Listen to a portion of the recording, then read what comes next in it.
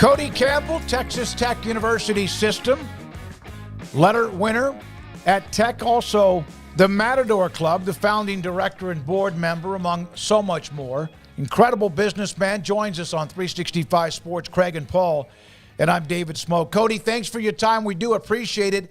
How do you, as running the NIL, the collective, and looking at where it was when you started it, launched it, I think, in 2022, and where it is today, how do you navigate through some of the legal issues that is facing college athletics? Well, it seems like every day is a new day in this world, but I think a big key to our success has been our ability to be adaptive and, to respond to changing conditions. It truly is. It has been for a long time. College athletics has been a business, but in today's world, it's more of a business than it's ever been. And just like in private business these days in the college athletics world, you have to be flexible and you have to be able to, kind of respond to what happens externally, and that's what we've tried to do. Cody, we have a viewer of our show named Kim Coulter, who's a Centennial Club donor to the Matador Club. He's from Arizona. He sent me some questions to ask you, and since he is, of the group, I thought they're probably better questions than I would even come up with. But his first one was: do you experience any frustration trying to raise money for it, or has it been smoother than you thought? I would say that it's gone as I expected it to go. I think that some people on the outside might underestimate Texas Tech and our ability to raise money and, the amount of passion that our fan base has. But having grown up in it and been a part of it for so many years, I knew that our people would respond. We have a couple pretty good things going for us. Number one is that we're in the state of Texas, and the state of Texas has done very well economically. For the last several years, we're in West Texas, which sits on top of the world's largest oil field. And so a lot of our alumni are involved with that. And then we have a large number of alumni. And so, that helps a lot. But then, Texas Tech people are just passionate. They love Texas Tech. And so I would say, and I make calls to some of the folks that are larger donors. And I would say, we have over 90% of them say yes when we ask them to help. I mean, there really are very few people that say no just because they don't want to help. They say no, different reasons. But it's been a lot of work, but the response that we've gotten has been very encouraging and kind of keeps us pressing forward. So I would say that it's been a very positive thing overall so far. And like I said, it has required a lot of effort. We're definitely seeing the fruit of the work that we've done.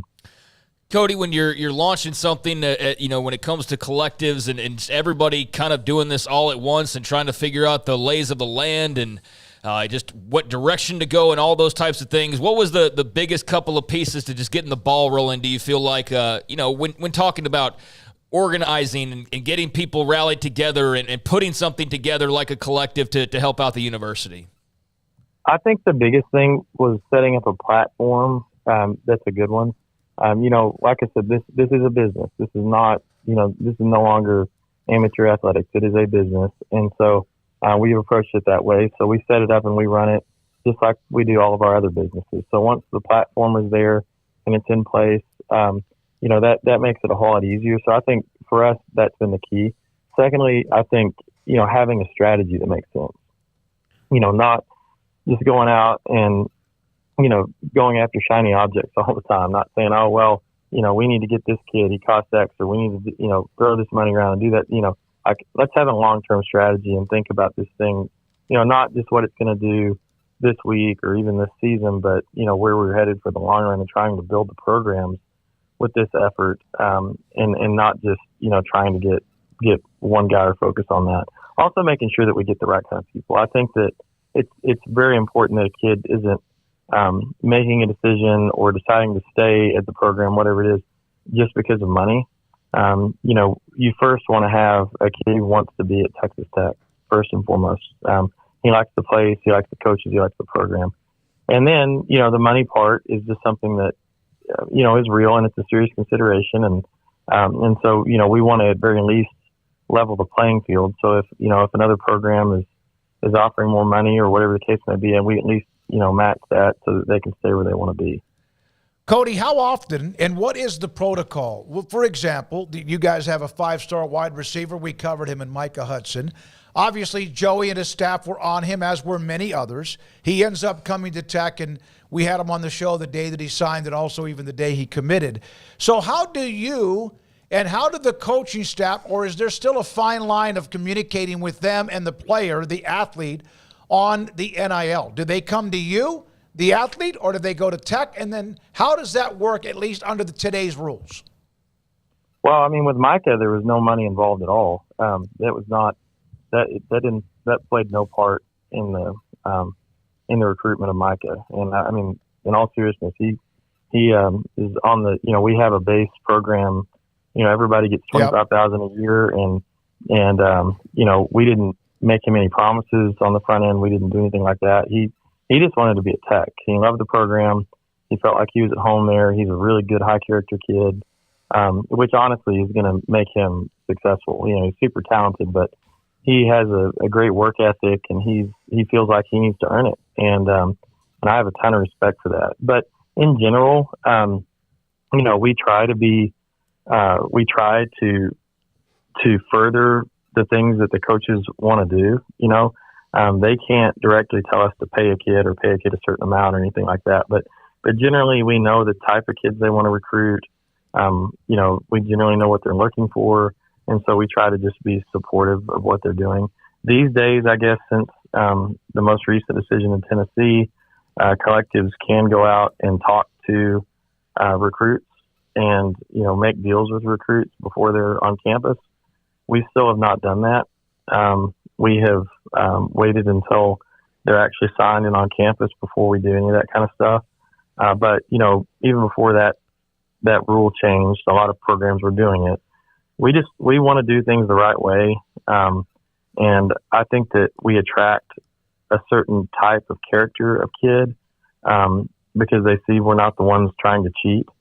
Another thing that we've done, I think that's really been good, and it's helping us build our brand and our reputation, is that we've actually followed through on all the promises that we've made and all the contracts we've signed with kids. There are a number of programs out there right now, and I'm not going to name any names, even though I'd like to, that are signing kids to contracts. Let's say they'll sign 2 or 3 kids at a certain position. They'll get them in for spring ball, and then they'll choose the one that they want to keep, and then they quit paying the other ones. And, they make them all big promises, and then they only deliver on one of them. And that, I just, we don't do business that way out in the commercial world, and we're not going to do business that way at Texas Tech. And, I think that it's just reputationally, kids are going to figure that out over time, which programs have integrity and which ones don't. And we want to be known as one of the programs that has integrity, because ultimately, building a team is all about relationships, and it's about loyalty. And, and that's what we're trying to build at Texas Tech. We're not trying to do a transaction. We're trying to bring someone in as part of the family. Cody, what have you heard as feedback from the athletes on things that will make the process easier for you and for them, or what they've heard? Like you mentioned other places, like some of the negative, but that the feedback that have allowed you to make what you do better. I think everything has been, pretty positive overall. I wouldn't say that we've gotten necessarily any negative feedback. I think that we've learned as we moved along, and, all of our efforts are primarily in football, at least, are primarily focused on retention of kids that are currently in the program that we know. And I think the key is, focusing those efforts on the kids that are the type of character that we want to have leading the program. Because, as soon as you give a kid a bunch of money, he automatically, becomes a leader, for better or for worse. And if you put the wrong kids in that position, it hurts the whole team. And so, as much as their on-field ability, we want guys that do the right thing, that work hard and set a good example for their teammates. And I think that we did a really good job in this last portal cycle of doing that, and, rewarding the ones that have earned it, rewarding the ones that are good teammates. And so, that's what we're going to keep trying to do at Tech. And ultimately, football, especially, is a team sport. And, it's not just about one individual. It's about how that individual interacts with the rest of his teammates and with the entire program. Cody, we know that there's a lot of schools out there that would love to bring NIL in-house, have more control over how all of that operates. From your standpoint, all of the experience you now have with this particular part of the game nowadays, how would you, if you were asked to improve the whole process, the school involvement or lack thereof, how would you go about making changes if you had the golden wand to be able to do such? Well, I think the first thing I would do is place some kind of limitation on transfers. And I would do that honestly to protect the athletes because, 98+% of these kids, even at the Power 5 level, don't end up playing professional sports. And so, making $100,000 or whatever while they're playing in college isn't really going to help them that much for the rest of their life. That's not enough to, you're not for life with that amount of money. And so they need to be focused on getting their degrees. They need to be focused on developing as men, and they need to learn how to endure hardship and difficulty, and they need to learn how to work hard. And my concern is that right now, a kid transfers 2, 3, 4 times, he's definitely not going to get a degree. And we're sort of teaching them that when things get tough, when they face adversity, you just give up and you transfer. And I think that's a terrible message to send, and I don't think they're learning anything from that. And so I think putting some limitations on the transfer part of it would be really helpful. Now, in terms of bringing it in-house, I think that becomes legally problematic until Congress acts because of what it does with Title IX potentially. And so it just makes it all more complicated. For us, for Texas Tech, it's been a positive the way it's been so far in that all the money has to be raised externally and it all has to come from donors. And the reason for that is what I outlined earlier is that we have a really strong donor base. And so we've been able to raise a lot of money, from our donors. Some big name programs, especially in the SEC, that come from states that don't have the kind of resources that we do, have struggled more. They have this huge operating revenue inside their athletic department, but they don't have the donor base that we do. And so we've been able to compete favorably with some of those programs that you might not expect us to. And so I think Texas Tech has been able to make some headway in that regard. Now, I think eventually it probably will be brought in to some extent. There's a lot of discussion around revenue sharing, and I think that's probably going to happen. But I think that still the collectives will continue to operate in the NIL world, in tandem with those revenue sharing payments that are coming from the athletic department directly.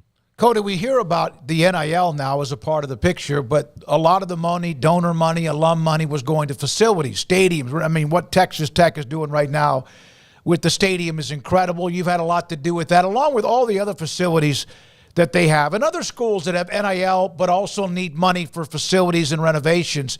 Has that become any kind of all? Have you seen that as a conflict of giving to one or the other, or are usually those who give to facilities also now involved in NIL? Yeah, so, everybody that's involved with the facility is also involved in NIL, but, we were kind of fortunate in that we got our facilities projects funded just sort of before the NIL thing really kicked off. So, we have a $250 million football project going on right now. It's going to be incredible. We'll have the best football facilities in the country when it's completed, or at least equivalent to the best in the country. And so we're really fortunate in that regard because if you haven't gotten it done by now, you're going to have a hard time doing it. We are pointing all of our fundraising efforts toward NIL at this point.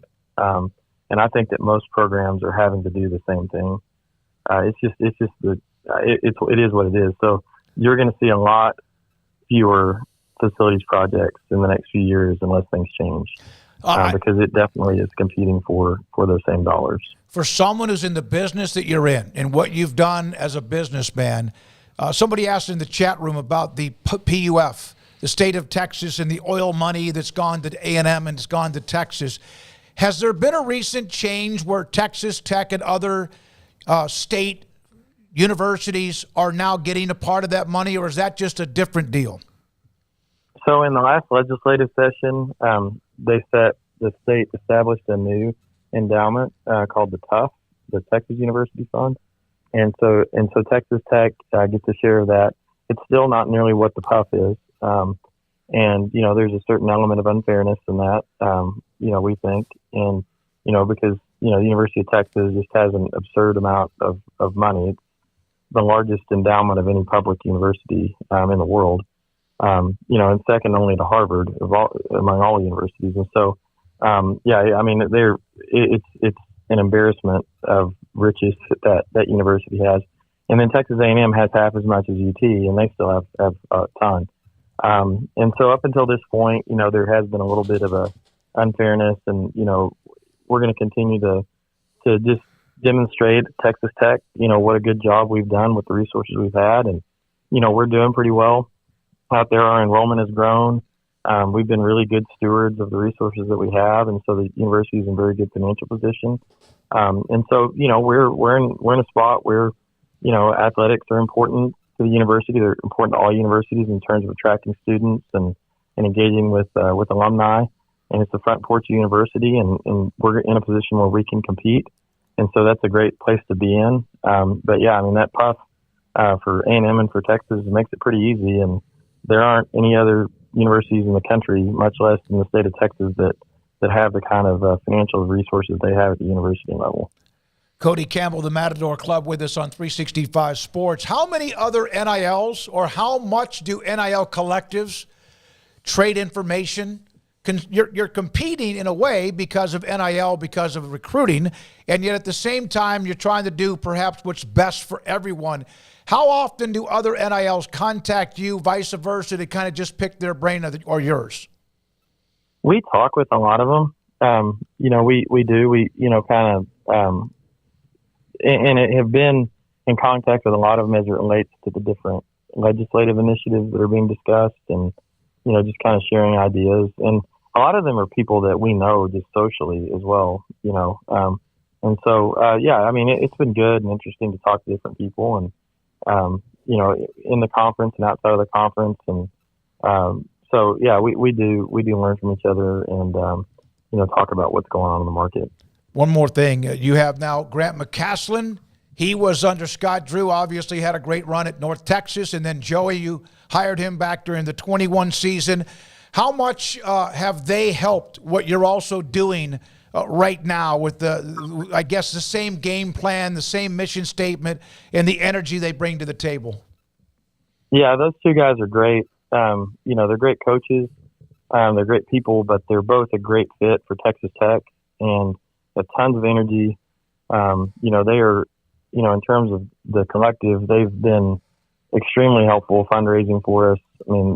If I give them a list of people to call, they'll, do it immediately. They're, showing up for events, whatever it is. They've been hugely supportive, but I think our programs are in very good hands, and they're two guys that we expect are going to stay around for a really long time. We're building this thing for the long term. We're looking for stability, and and I think that's what we have. We've got two guys right now. They're the perfect fit for Texas Tech. How much would employee or student athletes, and there's this constant discussion about it, becoming employees or not, affect NIL and what you do? Well, I guess it just depends on what else happens. Right. I think it would be a pretty bad thing for them to become employees. I think it would be disastrous for them to become unionized. And I think it would be bad for the kids if they became unionized. I was a part of a union when I was a player in the NFL, and I just cannot imagine something like that functioning well in college in any way. And so I think that would be a really bad thing. It also would make their scholarships taxable, and I think people probably wouldn't like that very much, especially at the more expensive schools. Like what happens at a place like TCU, where it costs $70,000 a year to go to school there, and a kid's all of a sudden going to have to pay 40% of that in taxes. So I don't see that working out very well for a lot of reasons. Cody, thank you very much for your time. Appreciate you with what you're doing. The Matador Club, also, of course, a young man that has a businessman that has done very, very well in the Permian Basin. I'm sure he'll take young, Cody. You'll take young, right? I'm serious. Yeah. Yeah. Well, thanks a lot, guys. Thank you. Appreciate you having me on. All right. Again, part of the Texas Tech system, Board of Regents, NIL Collective, and much more with us on 365 Sports. And